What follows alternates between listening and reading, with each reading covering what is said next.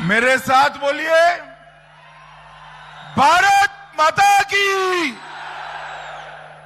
क्यों भाई, क्या हो गया आप लोगों की आवाज को? बंगाल में हमारी विचारधारा का इतना प्रचंड विजय हुआ है, ऐसी आवाज नहीं चलेगी।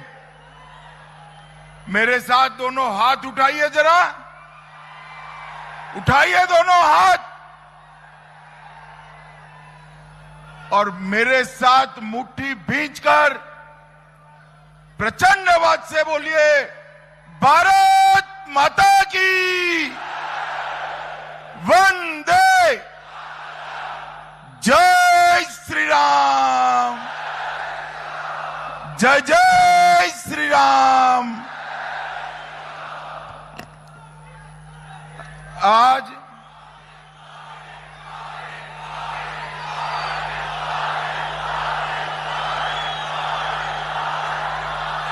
भारत माता की, आज मैं भारतीय जनता पार्टी के करोड़ों कार्यकर्ताओं की ओर से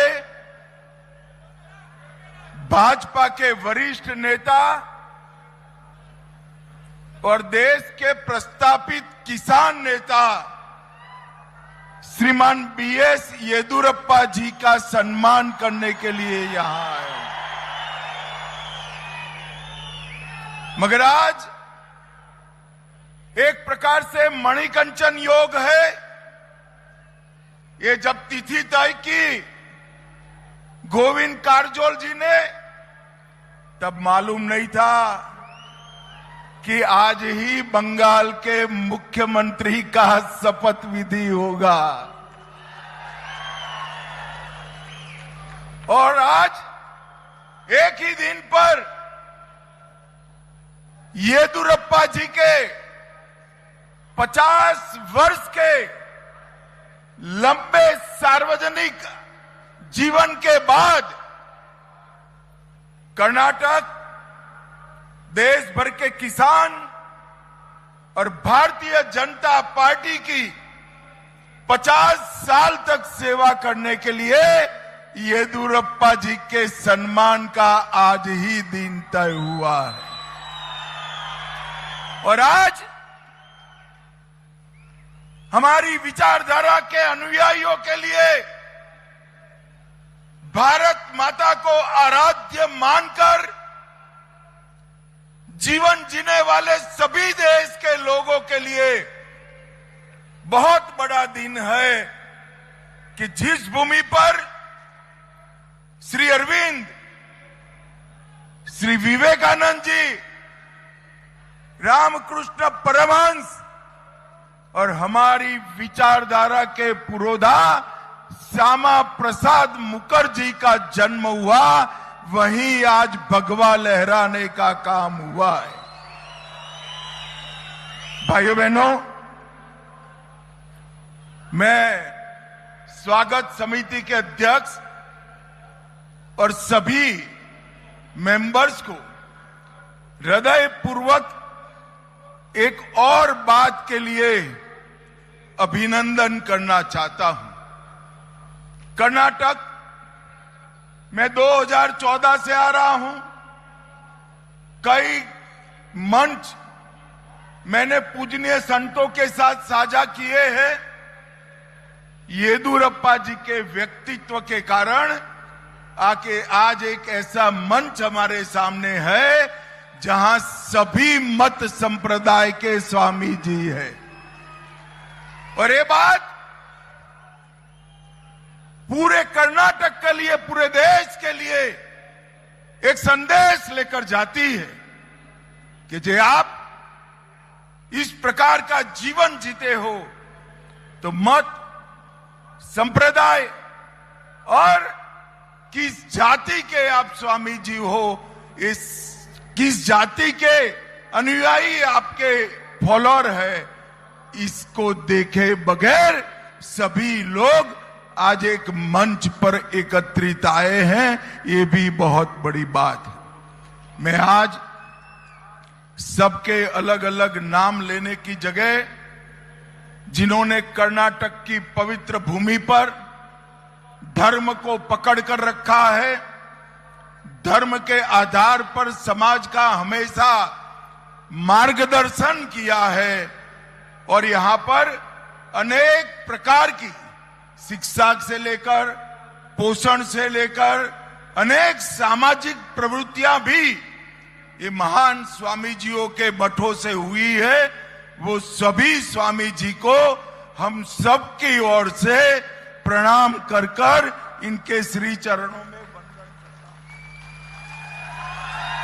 हूं। भाइयों बहनों, ये चित्रदुर्ग राजा मदकरी नायक की वीर भूमि है। अभी कुछ दिन पहले कुछ लोगों ने विवाद किया कि मैंने यहां स्मारक बनाने की बात की थी, स्मारक हुआ नहीं है। मगर मैंने विधानसभा चुनाव में की थी। सरकार तो कांग्रेस की बनी, मगर चिंता मत करिए, मोदी जी है ना, ये स्मारक हम जरूर बनाएंगे और यही भूमि पर बनाएंगे। इन्होंने राजा मदकरी नायक जी ने हैदर अली को हराया, भगाया और इस क्षेत्र को स्वतंत्र रखने में बहुत बड़ी भूमिका की। मैं आज वो महान वीर राजा मदकरी नायक को मनपूर्वक प्रणाम करना चाहता हूं। मित्रों, देश भर में चित्रदुर्ग की एक कहानी सभी बच्चों को अपने पिता और दादा कहते हैं। यहां पर वीर नारी ओबव्वा ने जिस प्रकार से वीरता का प्रदर्शन कर कर हैदर अली के सैनिकों को भूत चट्टा किया था, वो आज देश भर की बच्चियों के लिए बहुत बड़ा प्रेरणा का स्तोत्र है। मैं फिर से एक बार वीर ओबव्वा को बहुत मनपूर्वक प्रणाम कर कर मेरी बात की शुरुआत करता हूं। भाइयों बहनों, हमें अभी येदियुरप्पा जी को सुनना है। येदियुरप्पा जी जीवन भर हमेशा विनम्रता के साथ जिए हैं। उन्होंने भाषण का क्रम उनका भाषण मेरे पहले रखा था। मैंने कहा है आज येदियुरप्पा का दिन है, येदियुरप्पा जी का भाषण मेरे बाद होगा और मैं अंत तक सुनूंगा भी।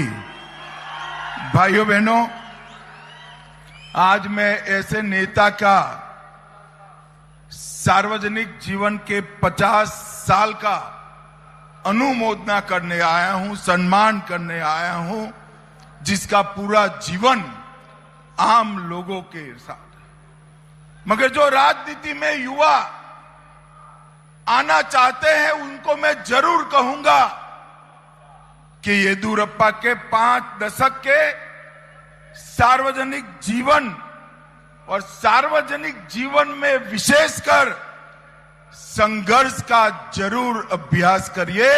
येदियुरप्पा जितना संघर्षशील नेता शायद पूरे दक्षिण भारत में कोई भी नहीं है, ये सब ने स्वीकारना पड़ेगा। इन्होंने भारतीय जनता पार्टी के माध्यम से काम करते करते ही जन सेवा ही प्रभु सेवा है, ये मंत्र को चरितार्थ करा और किसान का कल्याण ही राष्ट्र का कल्याण है, इस सूत्र को भी चरितार्थ करने का काम श्री येदियुरप्पा जी ने किया है। एक चावल मिल के अंदर क्लर्क की नौकरी करने वाले व्यक्ति ने अपने यशस्वी जीवन में 4 बार कर्नाटक जैसे राज्य के मुख्यमंत्री बनने का सौभाग्य हासिल किया है। राजनीति में दो प्रकार के नेता होते हैं। एक नेता होता है जो रास्ता बना है वो रास्ते पर चलकर अपनी मजल पूरी करे, और जो दूसरा नेता होता है जो कुछ कर जाते हैं वो होते हैं कि अपना रास्ता खुद बनाकर दूसरों के लिए रास्ता बनाने का काम करे। श्री येदियुरप्पा का जीवन इसी प्रकार का जीवन। एक साधारण युवक के रूप में शिकारीपुरा से जब उन्होंने यात्रा शुरू की, उनके पास कोई बैकग्राउंड, राजनीतिक बैकग्राउंड नहीं था। एक साधारण व्यक्ति नैतिकता के सहारे आइडियोलॉजी को आगे कर कर किस प्रकार से आगे बढ़ सकता है, उसका उदाहरण श्रीमान येदियुरप्पा है। उनकी इच्छा शक्ति, संघ के संस्कार और राष्ट्र ही सर्वोपरि है, ये उनका विचार पूरा जीवन का ध्रुव वाक्य रहा। 83 में वो पहली बार शिकारीपुरा से विधायक बने और उनका जीवन बंद एसी कमरों में बैठकर फाइलें क्लियर करने में नहीं गया। गांव गांव स्टेट ट्रांसपोर्ट की बस, कुछ न मिला तो साइकिल पर भी येदियुरप्पा ने पूरे कर्नाटक का दौरा कर कर यहां भारतीय जनता पार्टी को मजबूत किया। बगैर हुक्म का आंदोलन जब उन्होंने चालू किया, भूमिहीन किसानों को जमीन का हक दिलाने के लिए, तब काफी लोगों को लगता था कि ऐसे आंदोलनों से कांग्रेस जैसी मजबूत पार्टी का क्या हुआ। मगर उन्होंने हजारों किलोमीटर पद यात्राएं कर कर किसानों के मन में अपने अधिकार को प्राप्त करने की एक अहलेक जगाई, और वहीं से येदियुरप्पा जी किसान नेता के रूप में जाने गए। 75 में आपातकाल के खिलाफ संघर्ष में भी मुखर कर हिस्सा लिया। शिवमोगा और बेल्लारी की जेल में रहे और लोकतंत्र की ये लड़ाई में येदियुरप्पा जी ने युवा अवस्था में ही बहुत बड़ा योगदान दिया। मित्रों, येदियुरप्पा जी के साथ मैंने 3 चुनाव में प्रचार किया है। मैं आज के युवा कार्यकर्ताओं को कहना चाहता हूं, इनके पॉकेट में एक छोटी सी डायरी रहती है। कोई भी मिलने आता है तो समस्या और उसका नाम वो डायरी में कन्नड़ भाषा में खुद ही लिखते हैं, और ये संपर्क सूत्र मेरे जैसे कार्यकर्ताओं को भी सीखने का काम कर रहा है। हम सब के लिए छोटी समस्या के लिए किस प्रकार से जवाबदेही के साथ एक जन नेता काम करता है, ये येदियुरप्पा जी ने बहुत बड़ा उदाहरण दिया।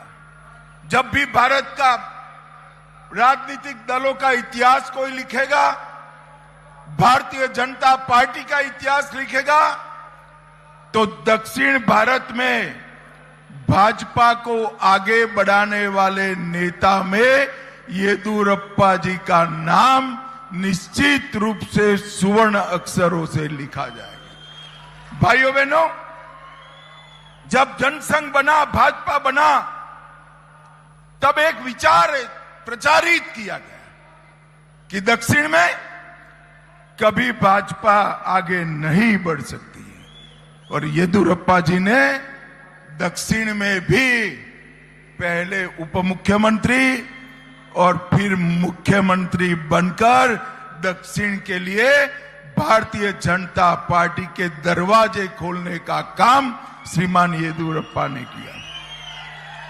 85 में जब हमारी 2 सीटें हो गई, तब येदियुरप्पा जी लगन के साथ भाजपा के विकास के लिए लगे रहे हैं और 2008 में भाजपा की दक्षिण की पहली सरकार बनाने का काम येदियुरप्पा जी ने किया। मित्रों, मैंने विधानसभा चुनाव में कर्नाटक का बहुत डिटेल दौरा किया है। कई गौरवशाली मठ, कई शिक्षा संस्थान, कई बड़े बड़े धार्मिक नेताओं की समाधियां, कई स्वतंत्र सेनानियों की समाधि पर मैं गया हूं। हर जगह पे येदियुरप्पा जी ने अपने मुख्यमंत्री के काल में शासन के माध्यम से व्यवस्था करने का काम येदियुरप्पा जी ने किया। मैं आज जरूर बताना चाहूंगा कि जब संगोली रायन्ना को श्रद्धांजलि देने के लिए जहां उनको फांसी दी गई, वहां पर मैं गया था। दूर से देखकर लगता था कि इस स्थान की किसी ने चिंता नहीं की। इतने महान देशभक्त, इसके शहीदी के स्थान की चिंता नहीं हुई है। मगर मैं अंदर गया, छोटा सा बागीचा, शुद्ध पीने का पानी, बैठने के लिए कुछ बेंचेस लगे हुए थे और उनका संगोली रायन्ना का पूरा इतिहास वहां पर लिखा हुआ था। मैंने वहां पूछा कि भाई ये किस सज्जन ने किया था? येदियुरप्पा जी मेरे साथ में थे। उन्होंने हाथ जोड़कर कहा, आपके साथ खड़े हैं वो येदियुरप्पा जी ने करा।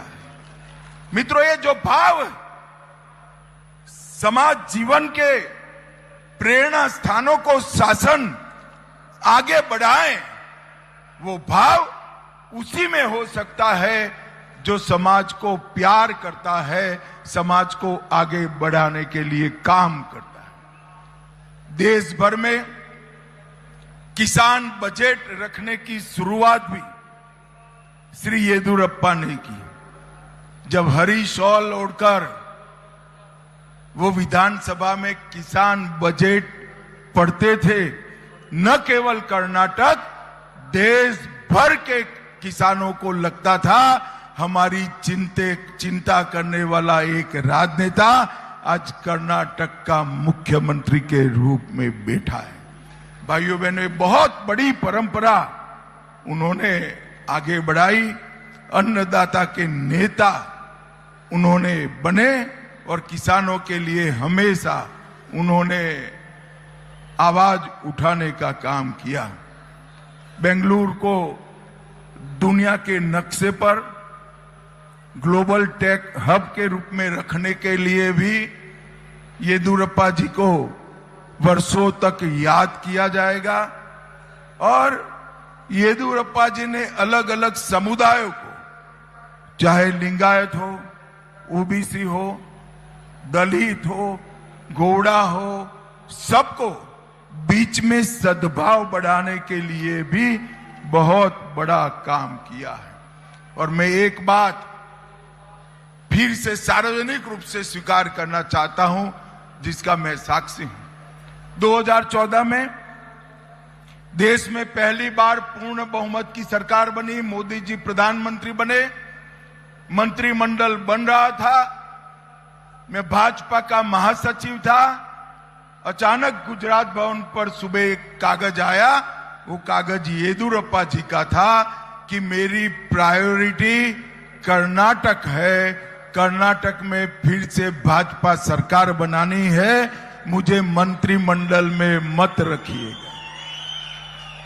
भाइयों बहनों, मैंने ऐसे भी लोग देखे हैं जो मंत्री बनकर राज्य में मुख्यमंत्री बनने का प्रयास कर रहे हैं, मगर येदियुरप्पा जी ने मंत्री पद ठुकराकर भाजपा के आंदोलन को लीड कर राज्य में मुख्यमंत्री बनने का निर्णय किया।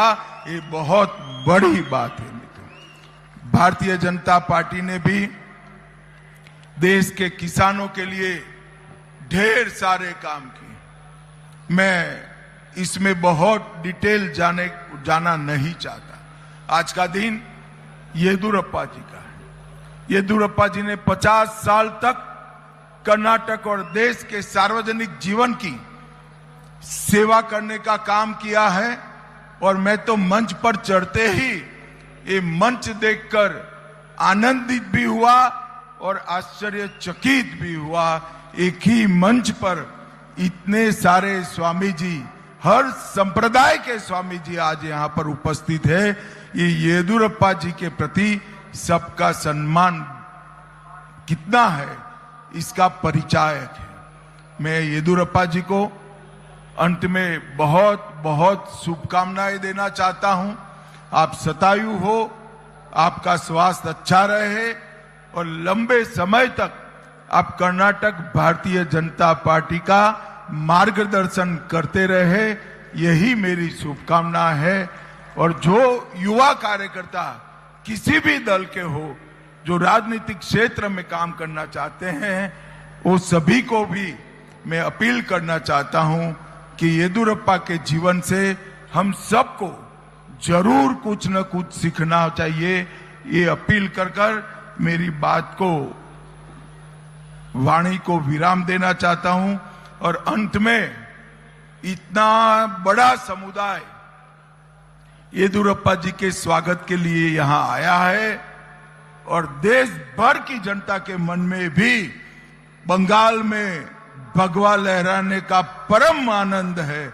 मैं आज कर्नाटक के चित्रदुर्ग में इकट्ठा हुए सभी लोगों की ओर से बंगाल की जनता को हृदय पूर्वक नमन, प्रणाम और धन्यवाद कर मेरी बात को समाप्त करता हूं। वंदे मातरम।